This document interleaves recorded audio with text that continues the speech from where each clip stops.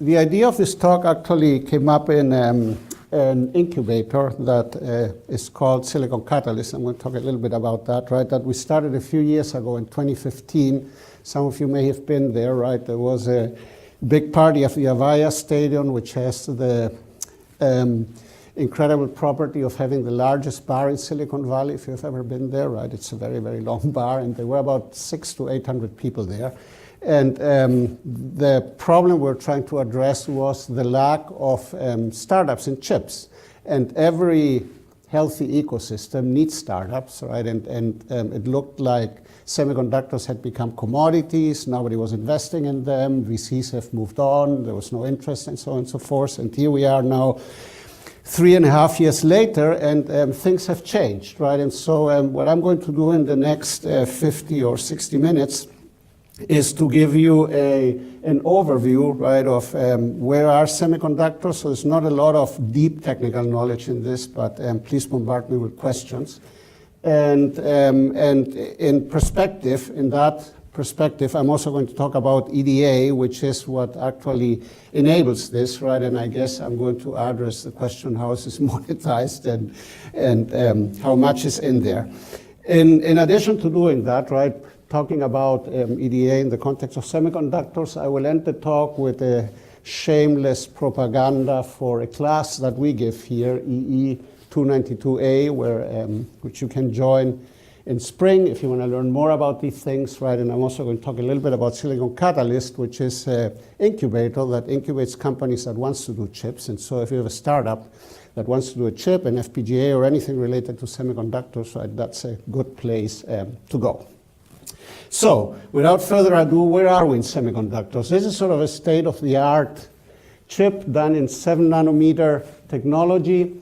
It's the Apple R12. It has 7 billion transistors. It has a lot of what is called intellectual property, IP, which are pre-designed blocks, right? So you see things there like CPUs, GPUs, these days, of course, NPUs, neural processing units, etc., etc. That's all put together. You get to 7 billion transistors, which is remarkable. It's not the largest chip out there today, but it's remarkable, right? It's in every new generation Apple cell phone, iPhone, and it means that the software that you need to design this, right, needs to be able to handle of the order of 1 trillion polygons. If you have 7 billion transistors, right, you have interconnect. Every transistor is a bunch of shapes. The things get fractured, right, meaning they are decomposed into only rectangles. So it's fair to say that you have between 1 and 10 trillion polygons that you have to be able to handle, right? So it's a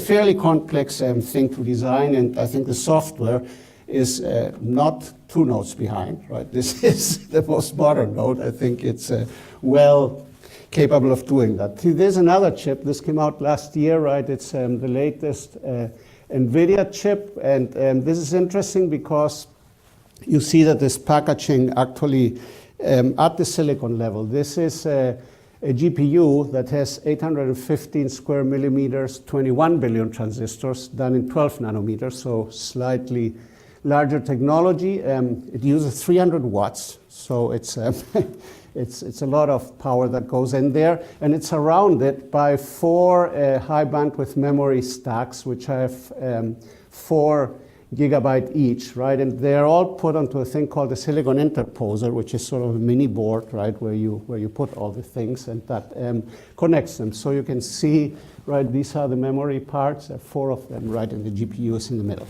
So that's the kind of thing that we can do with semiconductors today. If you want to see what are the largest chips being done, it's sort of nice to look at the history, right? If we start with processors, right, in the year 1971, the Apollo guidance block, which was done with discrete chips because they didn't trust and they had to start before, right? If you're candid about it, right? And the Intel 404 had about 2,300 transistors. It had 12 square millimeters, was a small chip, right? But the Apollo guidance block had 4,103 input NORs, which were on several boards, right? And these were integrated circuits, but not computers, right? Every chip had 1 NOR. We've come a long way. Probably the CPU, or at least the one you can find online with most transistors, is one done by GraphCore, which is a British startup that is doing processors for artificial intelligence, for machine learning. Has 23.6 billion transistors done in 16 nanometers, right? So it's a pretty gigantic chip, right? 825 square millimeters. In FPGAs, the largest one is Everest. That holds a record, right? And that's, again, not one chip. It's 4 or 6 chips that are put on a silicon interposer. Otherwise, you don't get yield. 50 billion transistors in total. And in GPUs, right, I showed you the Volta CPU, right, which was done last year, right? There's a new one that has a few less transistors, but it's the same order of magnitude, 20 billion transistors. So that's the state of the art. How did we get there? In case somebody hasn't heard about it, right? Moore's law, that was the original paper by Moore, which essentially stated that the number of transistors that you can put on a chip, right, if you graph the logarithm of that, it's a straight line, so it grows exponentially. Around the same time, a little bit less known, Rock's law, sometimes also called Moore's second law, stated that every 4 years, the cost of a fab doubles, right? So that went along. Today we are at about, I showed you what we can do in terms of transistors. State-of-the-art fab costs about 20 billion, right? The one that Samsung built a few years ago was $14 billion. That's published. So we are around 20 billion. That's the order of magnitude. So, and the third thing that happened, and that was pretty amazing, right, was Dennard scaling, right? Dennard was an IBM fellow, and he noticed that as transistors get smaller, right, they get faster and they use less power. And so power, which is proportional to the square of the voltage times the frequency, the power density stays constant if you shrink things as the voltage goes down, right? And so essentially you can build chips that use the same amount of power but are faster, right? And the transistors get smaller. Unfortunately, that ended about 10 years ago. Dennard scaling didn't go on because of leakage. When you make things too small, you don't have just dynamic power, which is the formula that you have there. You also have leakage power. There's leakage between the gate and the substrate, and there's also leakage between drain and source and the substrate, or among them, right? And so that ended, right? Another problem, if you scale voltages too far down, is of course noise. You cannot do this arbitrarily, right? So we are at a fraction of a volt, today 0.8 volts, 0.7 volt. It's very hard to go down. And so 10 years ago, the frequency stopped scaling because the Dennard scaling ended, right? The power started becoming a real problem, right? But the number of transistors still went up, right? And up to today. And so the question is, of course, when will that stop? It has to stop at some point, and of course we could switch technology. We could use something that is not silicon, that is even smaller, right? But for the time being, that doesn't seem likely. The end is near has been proclaimed for many, many years, right? As early as 1997, people were saying we're very close to the fundamental limits of physics and so on and so forth, and that has not happened. But what has happened, right, is that Moore's law has slowed down. If you look at this graph, right, it doesn't look like it, right? These are sort of all the chips up to 2016. It doesn't include the last 2 years. But if you look at one particular application, which has been the killer app of the last 10 years, right? Before that, it was PCs. In the last 10 years, it has been smartphones, cell phones.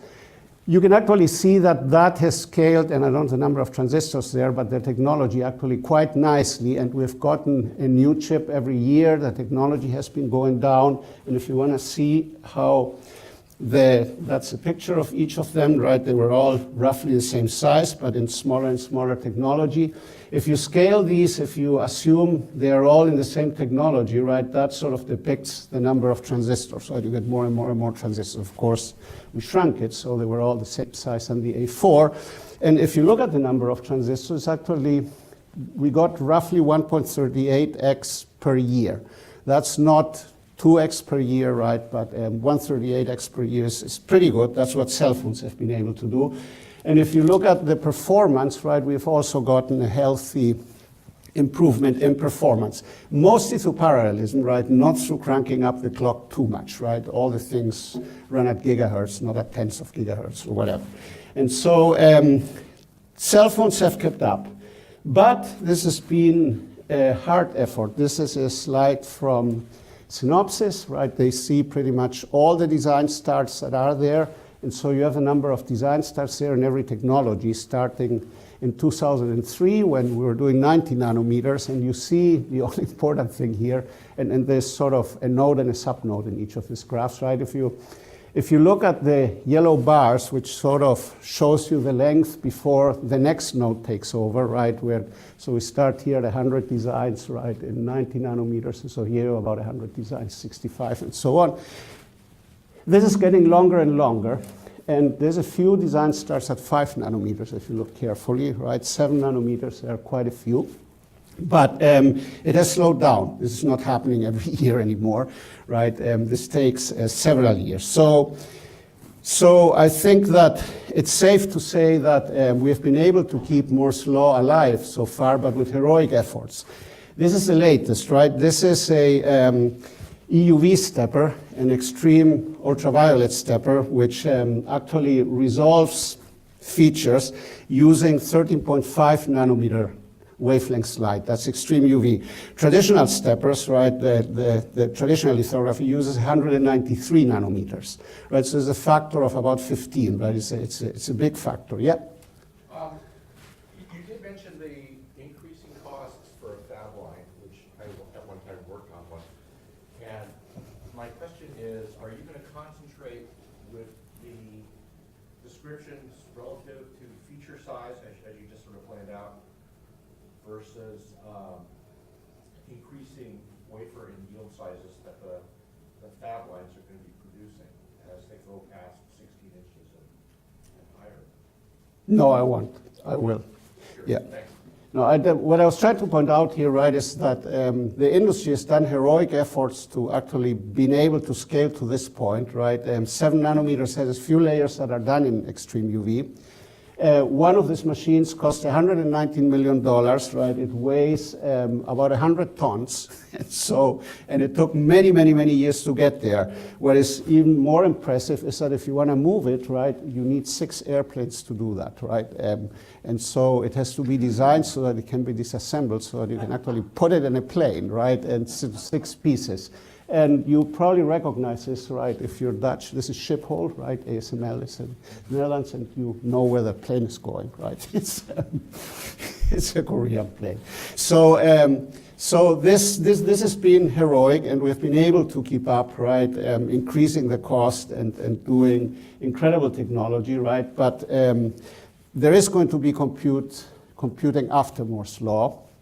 And so if you look at what is coming, it's actually not all that surprising, right? The World Economic Forum published this, right? This is a fellow and chief architect from Hewlett-Packard's lab, right? And he says, well, neural networks will replace programming. Everybody has to throw that in, right? Everything is machine learning, artificial intelligence, and so on and so forth. There's something to that.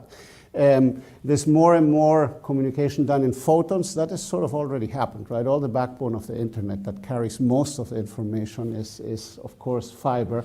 But it's moving to the data center right now, right? I think that's the big thing there. Then special purpose computation elements will replace generic general purpose one. That's good, because you could argue that there were only 2 designs on the planet in terms of processors, right? The ARM processor, which is in all cell phones, right, and the Intel architecture, which is in all the data centers, and everything else is sort of virtually non-existent.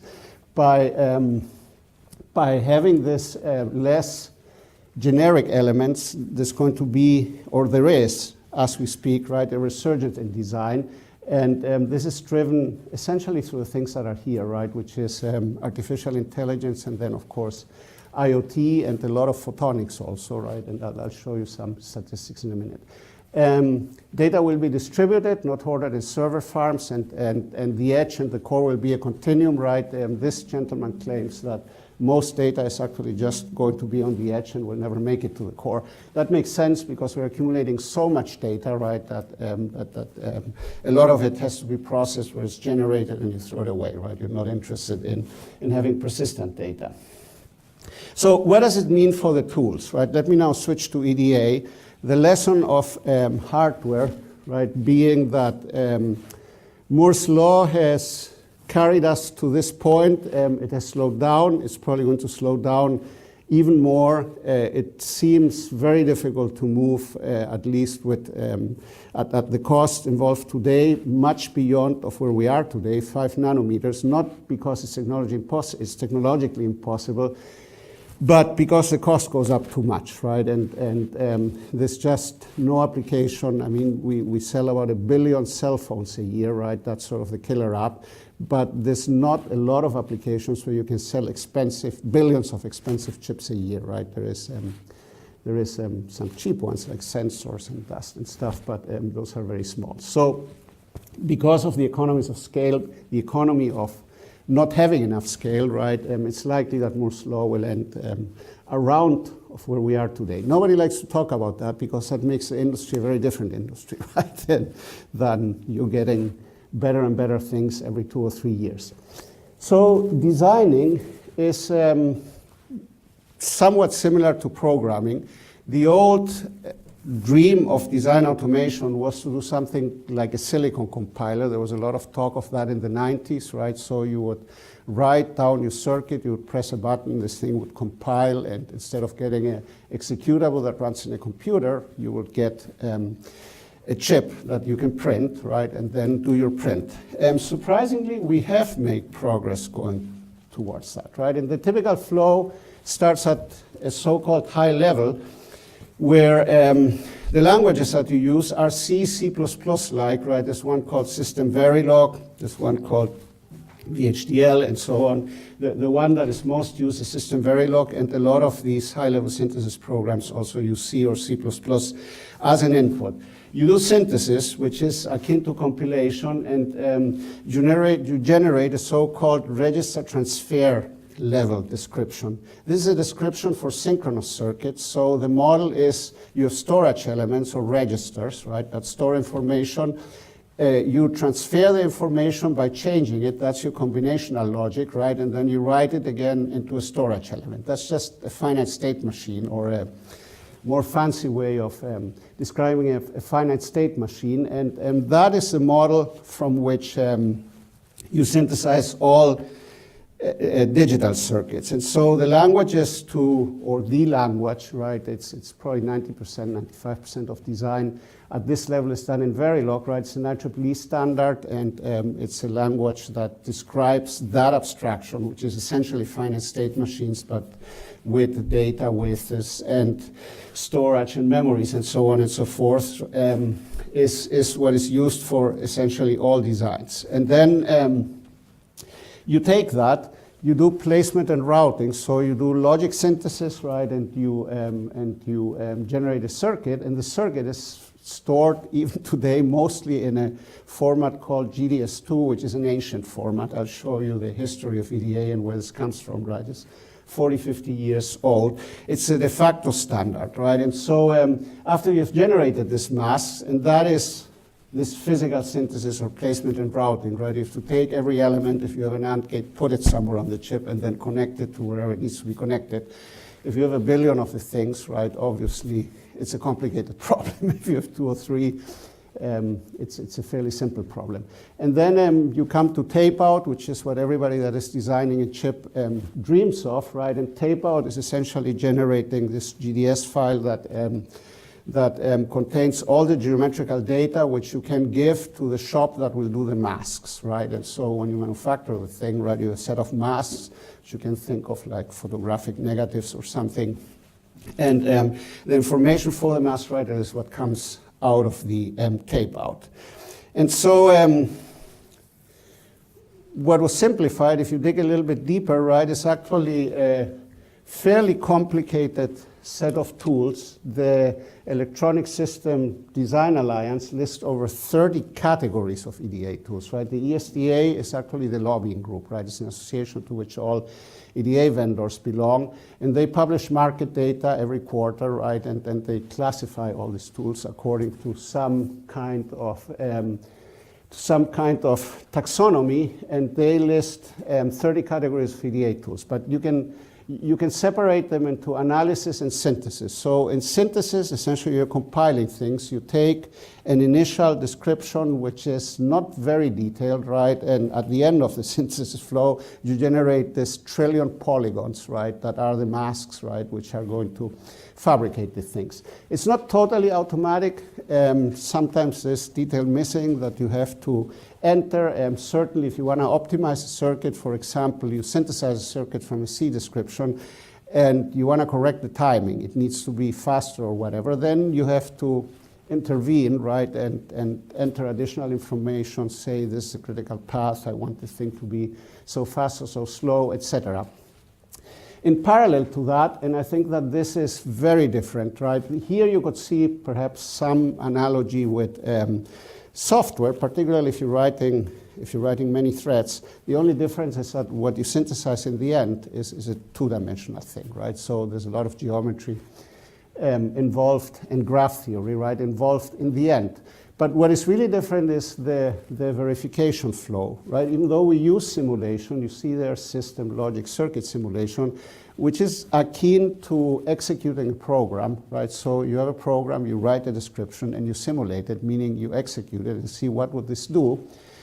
At the lower levels, there's all kinds of verification that you typically don't do when you do software, right? There's things like static timing analysis. So if you have a description, you want to know how slow is it going to be or how fast is it going to be. So the way to do it is you take the logic circuit and you find the critical path in terms of delays through the thing and compute it. You would say, well, that's simple, right? Finding a path through a graph doesn't sound that difficult. It is difficult because it's false paths. It's paths that never get enabled, right? And those are difficult to find. And the timing models themselves are not that simple. You do power analysis. You want to know before you fab the thing, how much power is the thing going to use, right? What is the peak? And that is, of course, not a number, right? But it's a thing that fluctuates depending on what it's doing and even where in the cycle you're doing, right? You want to make sure that all these polygons, the layout, the artwork that you're generating is correct. So for that particular fab, so you need design rules, things that tell you the metal pitch, right, the separation between two metal lines needs to be this. If you have a contact over a metal line, there needs to be a certain amount of overlap, right, and tolerance, because the machines are not perfect. And for a modern process, you have many thousands of rules, 5,000, 6,000 rules, right, that you have to check. So all the geometry that you generate needs to be according to that check. Et cetera, et cetera. So the analysis part of this, the verification part, if you want, is much more developed than in the case of software. And the reason is, of course, that if you make a mistake, if you make a single mistake and you have a chip that doesn't work, you have just thrown away many millions of dollars, right, in preparing a mask set, fabrication, et cetera. And it's very hard to debug, right? So even though this happens, right, not every chip works out correctly at first tape out. The hit rate is actually remarkably high, right? I mean, you really verify and simulate the things to death so that you can be pretty sure that, that what you're designing is correct. So many tools, not just a few, for a small industry.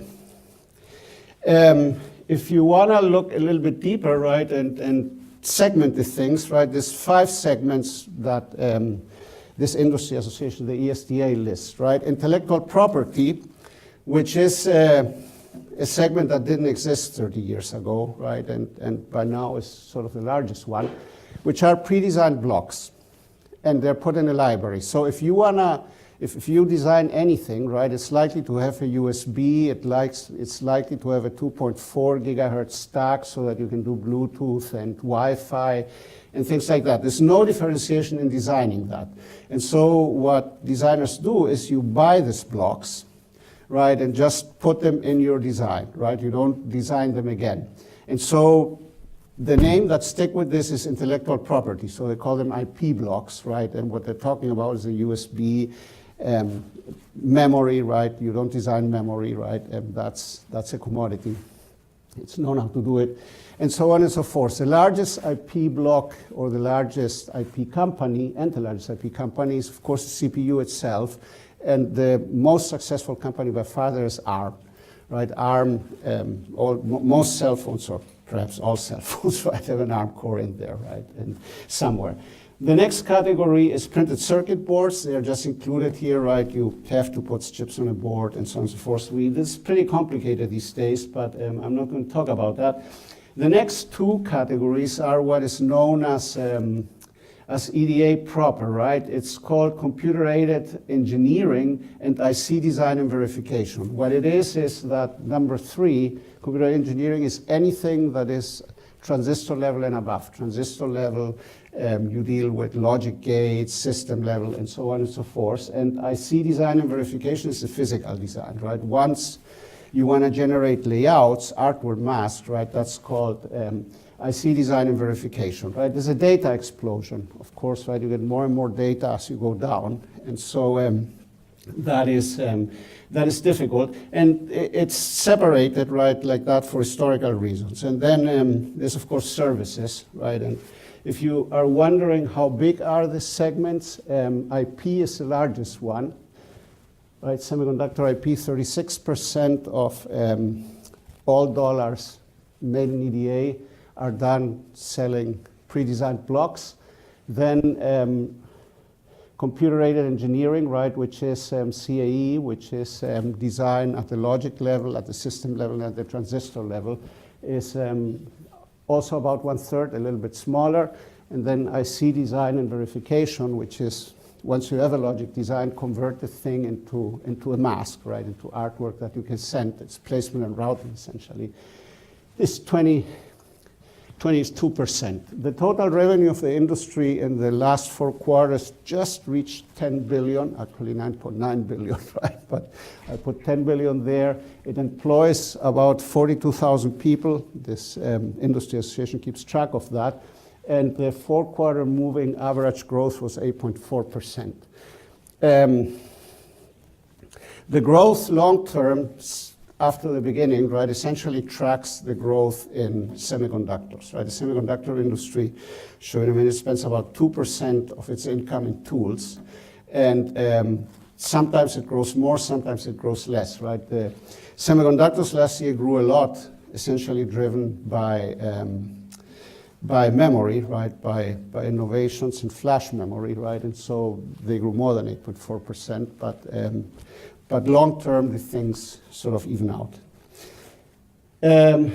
If you wonder how much of this is analog and how much is digital, the bulk of it is digital, right? If you look at the different categories of the IP that is sold, 5% is analog. Of layout tools, 24% are analog, and of the higher level design, 20% is. So it's about 20% of the tools that are sold for analog designs, right? The rest is all digital. If you look at this historically, right, this is the sub-segments, right? The interesting thing here, of course, is, well, there's a few things, right? One is that this blue line, which was the smallest when they started tracking this in 1996, now is the largest, right? So that's IP.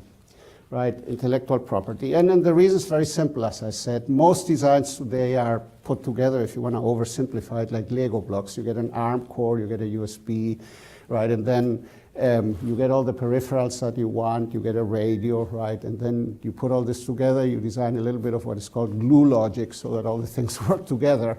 And you throw in some software because they all have processors these days, right? And you have a chip. And so semiconductor IP is the largest category. The other interesting thing that happened, right, is of course that these two, which are services and PCB, didn't grow as fast as the other ones. So that's not surprising, right? Printed circuit boards they are more complex and they have smaller geometries than they had 10 years ago, but nothing even close to Moore's law, right, where things were driven by smaller and smaller geometries in the semiconductor market that was growing. Another really funny thing that some of you may remember, anybody knows who Joe Costello was? Anton knows. So Joe Costello was the CEO of Cadence, which at the time was the largest EDA company. And the time I'm talking about is here, 2001, 2002, right? And he had the vision that EDA companies should really become service companies. He said there's no point in everybody learning how to design a chip. Just give me the spec, write a chip at a high level, and I'll design it for you, and I can design it better because I've designed 100 chips. I do this for a living, right? And so you'll never learn how to design chips so good. And furthermore, I own the tools, right? So I kind of know exactly what the tools do, etc. And so for a while, the world believed that, right? And they thought, the EDA industry will become a service industry. That was his vision. But it didn't work out, right? And so Joe Costello left Cadence, and the EDA industry did not become a service industry, right? It continues to be a software industry. And as a matter of fact, services, right, are the worst performers of this whole thing, right? They sort of got stuck there, and people use them. But if you want to differentiate, you better assemble your own design team, and you design your own chip, right? Don't outsource this as a service.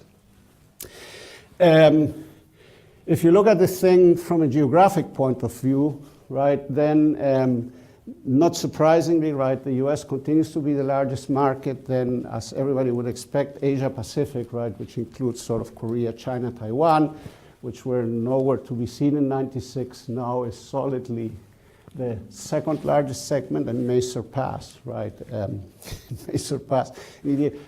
Perhaps you could argue, and this because intellectual property is difficult to protect, right? EDA tools are pirated. So if, and this is a big if, right, there's more piracy in China than there is in America, you could argue that perhaps they already surpassed the US in use of EDA tools, right? Because this is measured in dollars, of course, right? And so, but they've become solidly, right, the second largest market. And then Europe and Japan, right, which were sort of the same, right, are stagnant, right? Lately, Japan is more stagnant than Europe, right? And there's no news there, right, and regarding EDA use. In terms of companies, right, in the market, the first three there, Synopsys, Cadence, and Mentor, are very often referred to as the big three. You can see their yearly revenues, right, in the last 3 years. Synopsys, the largest one, a little bit over 3 billion, right? Cadence, about 2 billion. Mentor, a little bit over $1.5 billion. The other interest, and these are tool companies, right? Their main business is actually doing EDA tools, right? They sell software. The other companies are a little bit more heterogeneous, particularly Ansys and Zook. And ARM is, well, everybody knows ARM cores.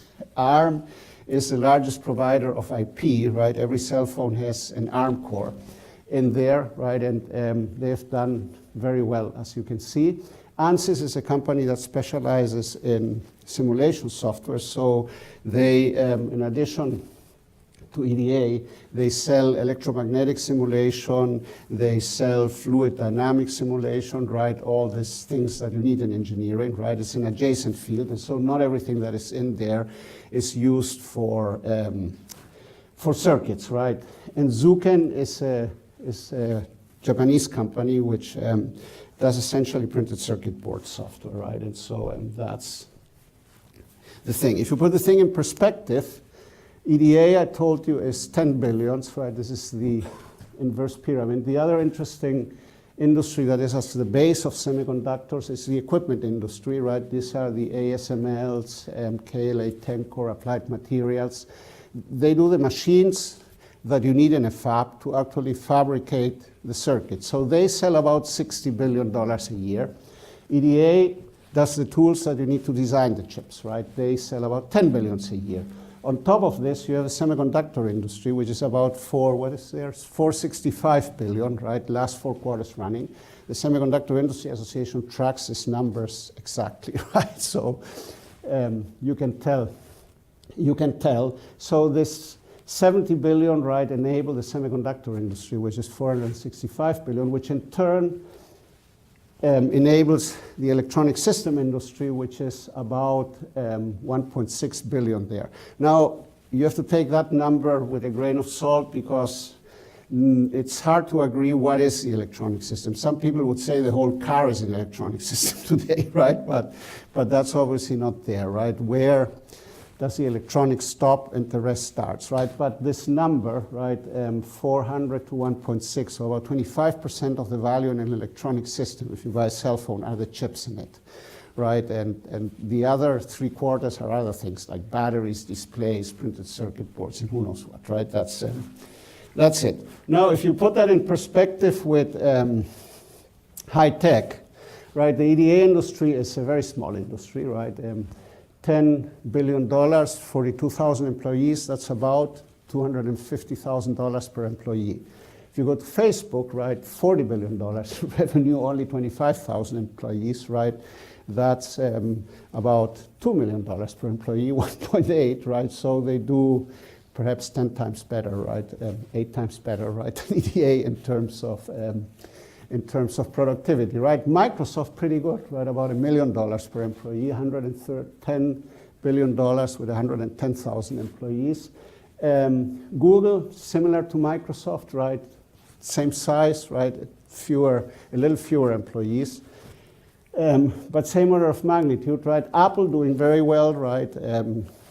123,000 employees, but they generate twice as much money as Microsoft, or a little bit more than that, right? And if you look at semiconductors overall, this 465 billion, they employ $1.1 million. I just wanted to put that in perspective, right? This is a very small industry in high tech, but an absolutely vital one, right? If you don't have the software tools to design chips, you cannot design chips. The other interesting thing is that it's and I think this is part of the comments, right, of the self-deprecation that the industry itself does all the time. It's a very unproductive industry if you look at it, right? I mean, the amount of dollars per employee generated, right, is very low. Another way of saying that is it's person power intensive. So they need a lot of people, right, to do what they do. And one of the consequences, if you look at the thing, is that there's a lot of EDA outfits in low-cost geographies. So places like Armenia, right, has thousands and thousands of people working in EDA, and you would never suspect that Armenia is a high-tech country, right? But that is what it is, right? There's even country that I originally come from, Chile. Chile has 2 EDA outfits, right? Both Mentor Graphics and Synopsys, right? There's a few people there, right? So they are in low-cost economies for this reason. Lots of manpower needed. So before I end with this, I want to give you a brief historical overview of EDA. I always enjoy history because that is what puts things in perspective. And given that this is fairly new, it started in the 60s, right? The integrated circuit was invented in 59 or 60, depending on how you look at it, right? So it's a fairly new industry. There's good records of the history, and so you can reconstruct it, right? And so initially, right in the 60s, where you're doing circuits with a few transistors, right? 1 or 2 or 3 transistors, right? A NOR gate, perhaps, something like that, right? These circuits were done by cutting ruby leaves, right? It's some kind of plastic, and so you generate the mask, put the thing in a machine, right? Shine light on a wafer that was coated pretty much by hand, right? With some photographic resist, right? That would etch some people's out. You'd put it in some acid that would etch something on it, do some wet deposits so that some aluminum got in the places that you etched or you didn't etch, and so on and so forth. So it was a hand process, right? There was no automation whatsoever, right? And people, the engineers, right, were doing the whole thing. In 1964, the electronic design automation, and people, of course, understood that you wanted to automate that, right? So people writing little programs, right, on HP calculators that would calculate the gain of an op-amp or something like that, right? Had been around forever. And so people knew that this couldn't continue. And so in 1964, the first design automation conference happened, and that is sort of the official date birth of EDA. And the next thing that happened is that this cutting ruby leaf became just too complicated. And so given that printers were around, right, Kalma and Applicon did some workstations that allow you to digitize, right? They had this digitizer things, right, where you could draw essentially the same thing that you were cutting before, and the thing would print them, and so you could use this printed thing, you would print on ruby leaves, right? Like, remember, well, some of you may, right? You used to print slides, right? Projection slides. Instead of doing what I'm doing here, you have a slide that you shone light through, right? And so you could print the things, right? And so that was the first automation. There were two companies, Kalmar and Applicon, which used the mini computers of the day, DEC and Data General, right? And sold the thing as a workstation. So the business model of these companies was they would sell you a workstation that allowed you to digitize the thing. And then Berkeley invented SPICE, which is essentially circuit simulation based on nodal analysis and later on modified nodal analysis. And around the same time, IBM, Yorktown Heights, did ASTAP, which is a competitor to SPICE, which nobody knows, right, based on Tableau analysis, but they used it internally, right? And so you could now simulate the things that you were going to build, right, and get an idea of what the performance is without having to actually fabricate them. And this was the era of the designer that was called the tall, thin man, right? And so tall and thin because you had to know a little bit of everything, right? This is why you were tall, but you didn't know a lot about anything, right? And that's why you were thin. And so designers were tall, thin men that had to know everything, right? From circuit theory, how a transistor behaves, how do I run SPICE, right? To how do I digitize things on a tablet, right? To layout, right? All the way from circuit to layout to implementation. And then in 1979, this remarkable book came out, right? Introduction to VLSI Systems. Everybody cites it, right? Carver, Mead, and Lynn Conway. And they made the, on those days, revolutionary claim that you actually don't need to know a lot about fabrication, right? And you can design integrated circuits anyway. And they use the things that you see here called stick diagrams, right? Which so it was a slightly higher level of abstractions than actually drawing the transistors, right? You would draw sticks. This is metal, this is poly, right? And this is the gate, and so on and so forth. And with that, right, they essentially started this whole revolution in semiconductors, the end of the tall, thin man, the separation of fabrication from design, right? And today that's the way it is, right? I mean, there is a few holdouts left, like Intel, right, and then the memory companies, but arguably memories are very easy to design. They're hard to manufacture, right? But it's one design, once you have the cell, right, that's it, right? You just replicate the thing. But Intel is, of course, an integrated design manufacturer. They have the fab, and they design things, right? For the rest, the industry is essentially separated, right? If you look at Qualcomm, NVidia, Broadcom, right? Most of the companies, they design the things, and then somebody else fabricates them, right? And so this is the origin of that, right? That you don't have to be tall and thin anymore. You can know exactly what you're doing.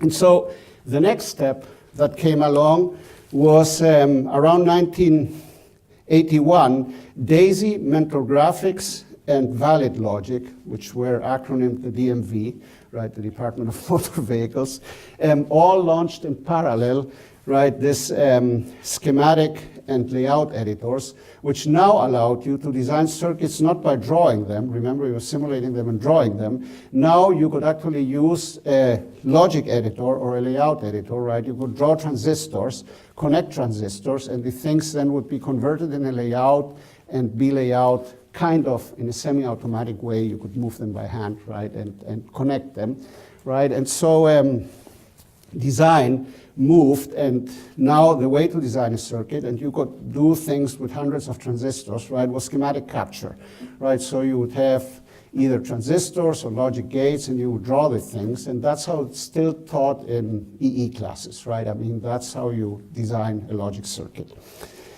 And in 1984, that was the next big step, if we keep also track of the commercial part, right?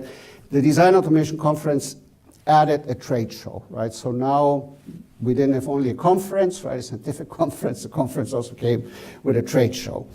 And in around the end of the 90s, right, 1986 and 1988, Mentor managed to do the move, right? The other two companies disappeared, right? These are all new companies in the generations. And Synopsys and Cadence came on, and they are still there, right? They're the big three. These are the companies that I showed you a few minutes ago, invented synthesis and place and route.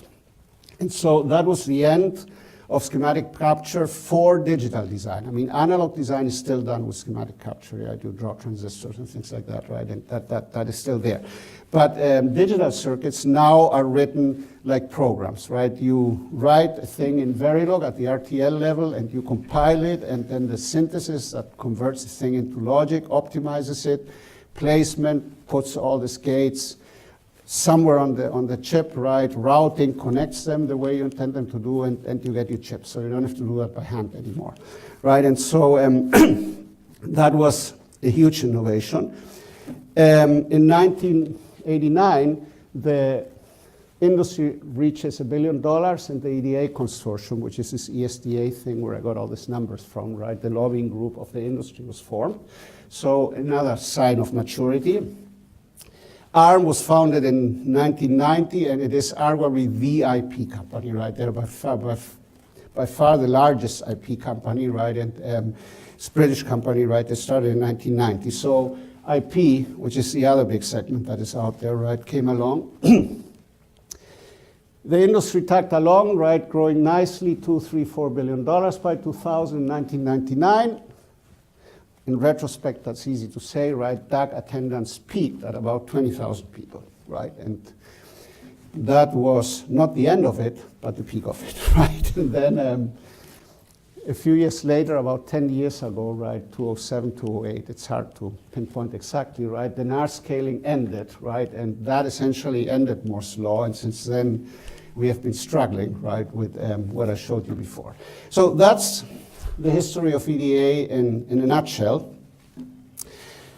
What we can do, right, if I want to summarize it today, right, we can design 4 billion transistors. Actually, we can design 40 billion transistors if you want, right? But if I want to be conservative, at a cost of roughly $50 million, takes about a year. You need a team of 100 people if you want to do something of this complexity. I mean, maybe 200, 300, maybe 50, right? Depends on what you're doing, but that's the order of magnitude. And if you compare that to something else, right, to mechanical engineering, which is, of course, much less standardized, right? When I say we have 4 billion transistors, well, there's perhaps 20 different kinds there, right? So they are remarkably standardized. If I look at the 4 million parts, right, in a Airbus 380, right, there's probably a few thousand, perhaps tens of thousands different parts, right? They're not the same, obviously.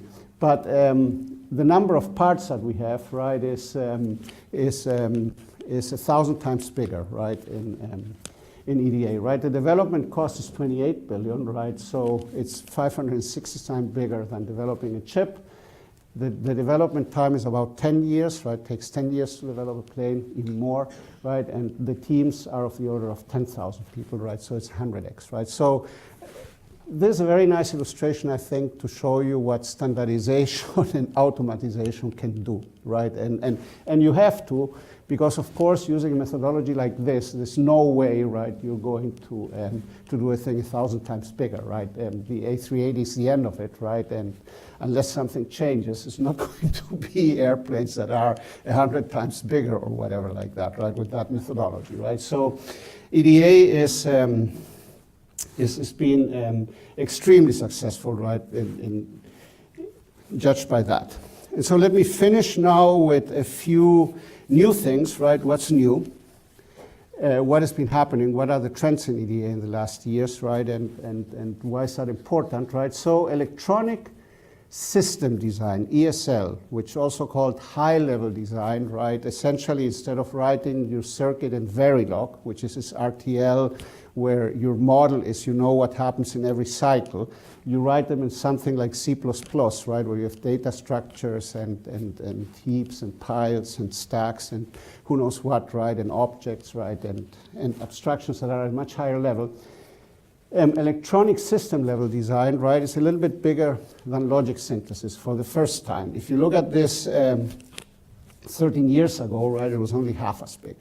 And this half was essentially all verification, because when you design a new chip, right, you typically want an architectural model of the thing, and what most people do is write some kind of program, right, that simulates instructions or function at some level, right, and so these were mainly tools for that, right, not for synthesis, right, and so that has come into its own. As a matter of fact, if you look into FPGAs, FPGAs are mostly designed like that, right? You can, all FPGA system, and these are the two big ones, right? This is Altera and this is Xilinx, right? They all start with C design, right, or C++ design, right? And you compile the thing down until you can generate a bit stream that goes into the field programmable gate array. And you don't design the things as single gates anymore, right? Now, arguably, of course, this is a special kind of computer, and you could say this is a special kind of compiler, but that's the whole point, right? I mean, you can design something much more efficient than code that is going to run on a general purpose computer, right? Meaning the bit streams to program an FPGA, essentially writing the same software that you would write for a program. If you take this one step further, there's a lot of hardware either out there already, like the tensor processing unit from Google, right? And they do this TPU pods, right? And they put them up in data centers, right? And you can access the things in the cloud. And so if your application that you have happens to run on the thing, right? And this is essentially a simplified FPGA that does one thing very well, which is multiply accumulates, right? If you look at the architecture, right? All they do is that, is multiply accumulates to solve linear algebra problems, right? And so that's what neural nets is, right? You can actually use TensorFlow, you can use Python, you can use Caffe, I mean, you can use all these high-level things, right? Just write them and then eventually have them running in a very, very efficient way, right, on this on the spots that are in the web. So if you look also now at the FPGA design systems, and we use the things in our class, they are starting to write front ends that are higher level than C, so that you can sort of design your own accelerator, right, for your application in an FPGA, essentially writing the thing in TensorFlow or in Python or whatever you want to do.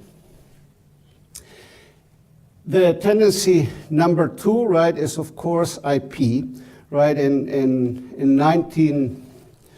2005 it was 19%, and today it's 36%, right? And that is epitomized by the acquisition of ARM. ARM was acquired by SoftBank in 2016 for $32 billion.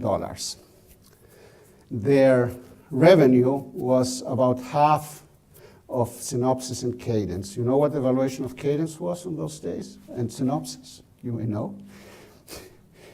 It was about $8 billion, right? So they got a premium of 4 times for half, right, over them, and they had only half the revenue, right? And that's because everybody knew that this is going to continue growing. Number one, and number two is also because of the business model. So EDA software is sold as a subscription, so they made that transition, so you don't buy it and keep it, right? You do it like everybody else does it these days, right? You get a subscription, so every year you renew your subscription, right? And so EDA has a nice revenue stream. IP, right, they charge you a little bit up front, and then they charge you royalty per chip. So if Apple buys an ARM core and puts in an iPhone, and they produce 1 billion iPhones, they get 1 billion times that royalty, right? Which is a much better, particularly if your customers are successful, business model than just charging a subscription, right? You charge a royalty, right, for every chip that you pour out, because there's an ARM core in there, we're going to charge you a little bit. So they grew very, very nicely. And if you look at the EDA tools for doing this, right, IP integration is everywhere. If you go to the Synopsys website, right, they say you have a design database, and yeah, there's a netlist there, that's your design on top there, but everything else is IP. Hard macros, soft macros, memories, IP libraries, standard cells, I/O cells, right? These are all different forms of IP. Somebody designed that, you put it in the library, and then you use it, right? And some of the things do royalties, some of the things don't do royalties, right? But you need a lot of IP, right? I mean, starting with simple cells, right? If you have an AND cell, an OR cell, you're not going to design an AND or an OR from scratch. You have a library, right? And that's there all the way up to an ARM core. And if you look at the FPGA guys, right, they have this IP integrators, and this thing starts looking suspiciously close to a netlist again, right? Only to a netlist editor. Only the blocks are big IP blocks, right? They are not a gate or a transistor, right? This is like a whole chip. The third trend, right, that I want to see is this increased chip design activity. What is that? Why is that important? Because at the end of the day, the money spent on EDA, right, is R&D money, right? This is design money, right? Research and development money. And so it's very important. When an industry is young, right, and this is from IC Insights, you spend a lot on R&D.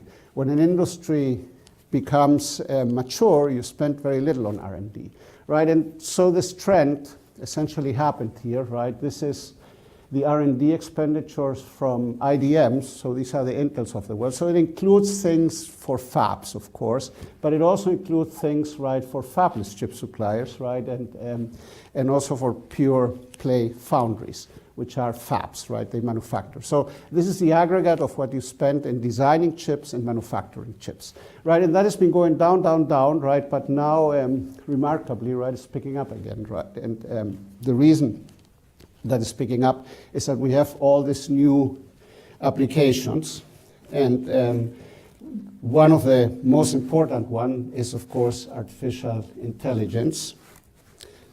So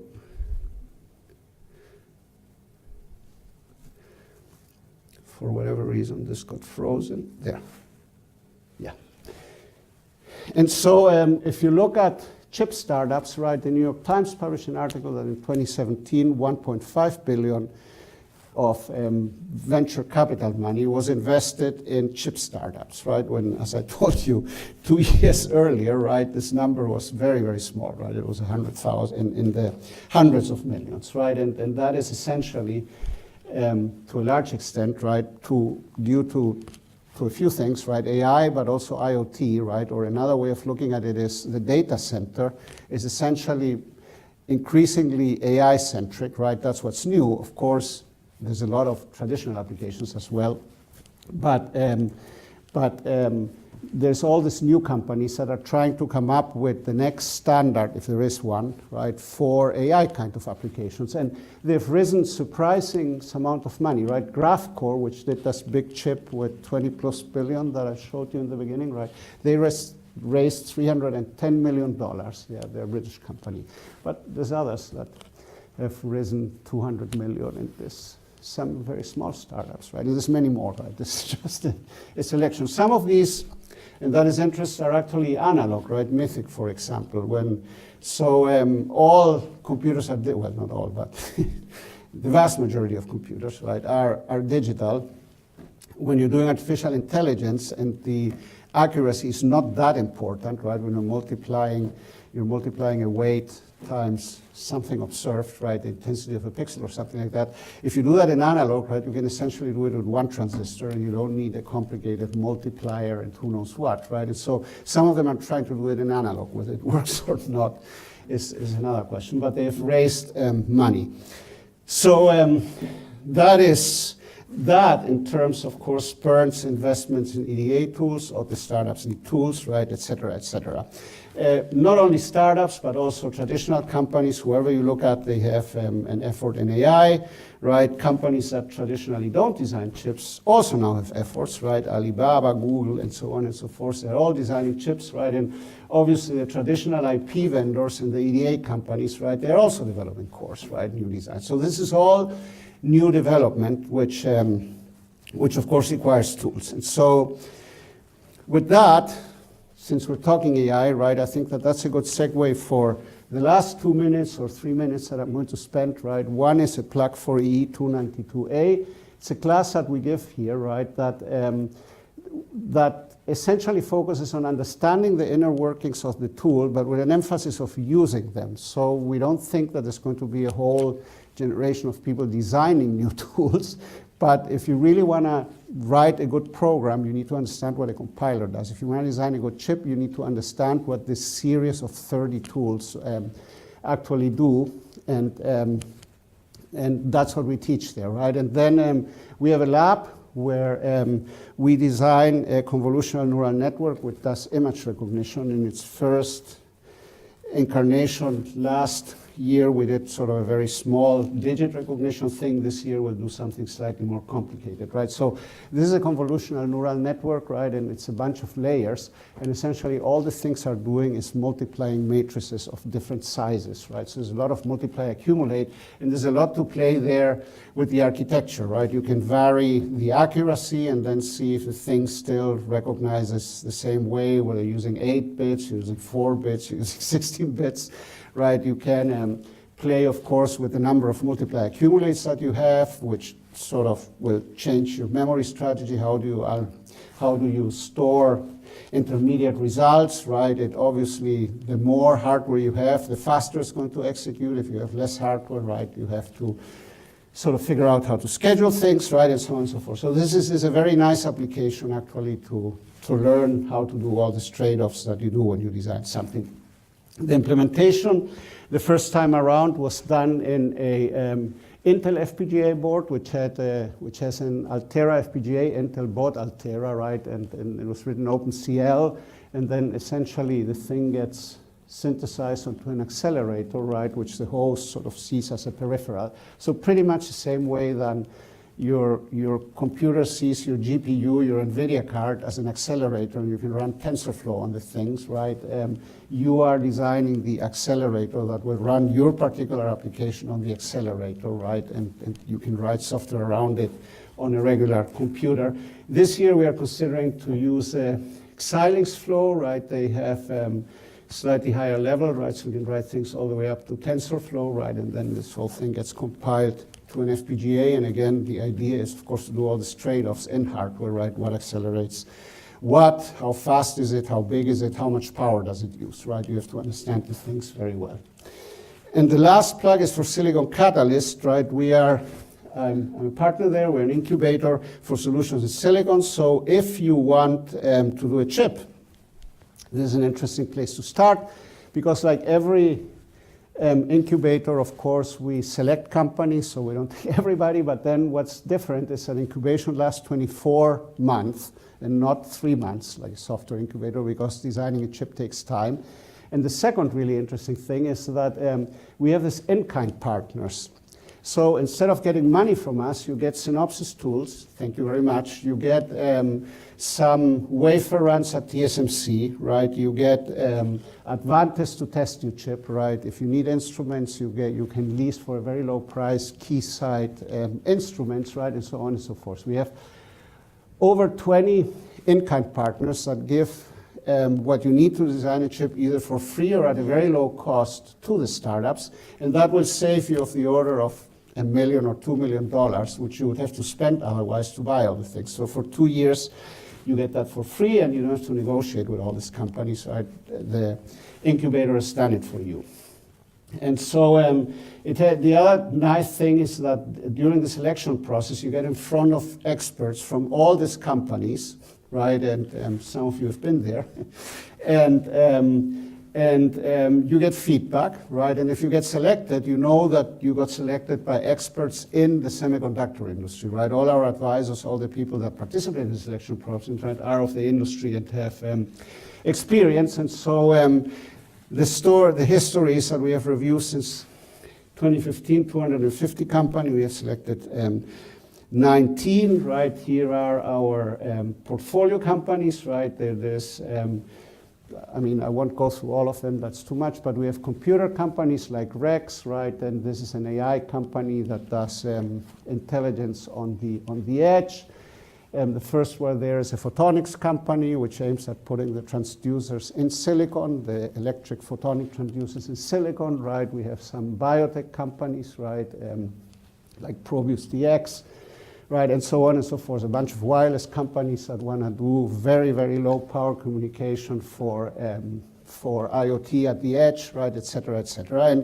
And the thing in common here is that they all either designing chips or FPGAs or plan to do that at some point in their time. And so if you want to get the tools and get some advice, right, that's a good place to start.